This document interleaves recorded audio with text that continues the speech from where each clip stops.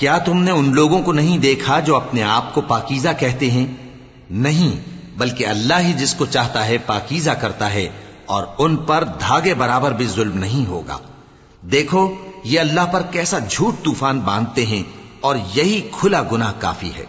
بھلا تم نے ان لوگوں کو نہیں دیکھا جن کو کتاب سے حصہ دیا گیا ہے کہ بتوں اور شیطان کو مانتے ہیں، اور کفار کے بارے میں کہتے ہیں کہ یہ لوگ مومنوں کی نسبت سیدھے رستے پر ہیں۔ یہی لوگ ہیں جن پر اللہ نے لعنت کی ہے، اور جس پر اللہ لعنت کرے تو تم اس کا کسی کو مددگار نہ پاؤ گے۔ کیا ان کے پاس بادشاہی کا کچھ حصہ ہے؟ اس صورت میں تو یہ لوگوں کو تل برابر بھی نہ دیں گے۔ یا جو اللہ نے لوگوں کو اپنے فضل سے دے رکھا ہے اس کا حسد کرتے ہیں۔ تو ہم نے خاندان ابراہیم کو کتاب اور دانائی عطا فرمائی تھی، اور سلطنت عظیم بھی بخشی تھی۔ پھر لوگوں میں سے کسی نے تو اس کتاب کو مانا اور کوئی اس سے رکا رہا، تو ان نہ ماننے والوں کے لیے دوزخ کی جلتی ہوئی آگ کافی ہے۔ جن لوگوں نے ہماری آیتوں سے کفر کیا ان کو ہم عنقریب آگ میں داخل کریں گے۔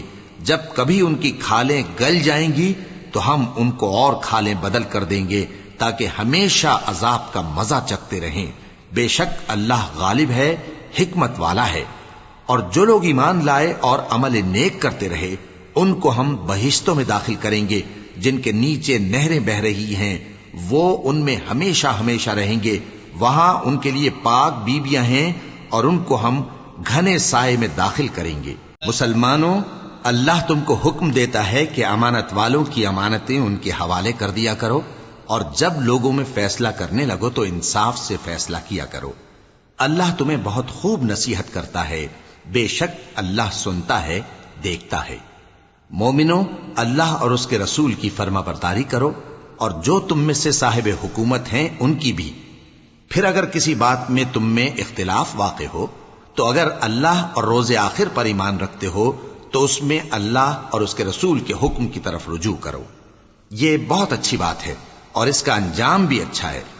کیا تم نے ان لوگوں کو نہیں دیکھا جو دعویٰ تو یہ کرتے ہیں کہ جو کتاب تم پر نازل ہوئی اور جو کتابیں تم سے پہلے نازل ہوئیں ان سب پر ایمان رکھتے ہیں، اور چاہتے یہ ہیں کہ اپنا مقدمہ اللہ کے باغی کے پاس لے جا کر فیصل کرائیں، حالانکہ ان کو حکم دیا گیا تھا کہ اس کو نہ مانیں، اور شیطان تو یہ چاہتا ہے کہ ان کو بہکا کر رستے سے دور ڈال دے۔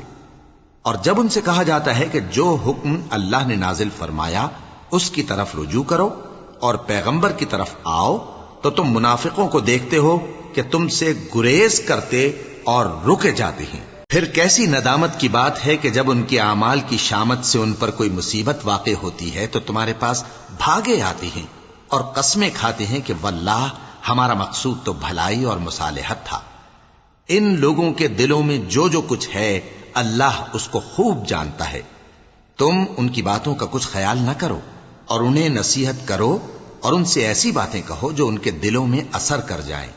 اور ہم نے جو پیغمبر بھی بھیجا ہے تو اسی لیے بھیجا ہے کہ اللہ کے فرمان کے مطابق اس کا حکم مانا جائے۔ اور یہ لوگ جب اپنے حق میں ظلم کر بیٹھے تھے، اگر تمہارے پاس آتے اور اللہ سے بخشش مانگتے اور پیغمبر بھی ان کے لیے بخشش طلب کرتے تو اللہ کو معاف کرنے والا بڑا مہربان پاتے۔